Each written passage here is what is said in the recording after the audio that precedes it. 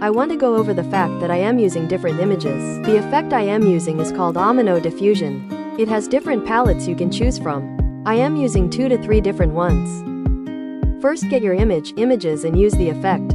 It will look weird at first, so you will have to mess around with the settings. If you don't want to, you can copy mine, but if you don't like it, you'll have to change it yourself. 2. The pixel effect. Click your image, go to effects, then use the search bar located at the top. Search pixelate. Your image should look like this. Click on the effect and add to keyframes, the diamond-shaped things.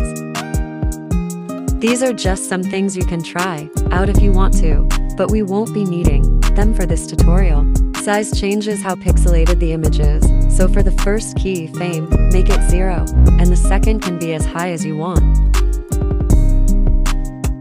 This is how it should look when you are done. Hope this helps.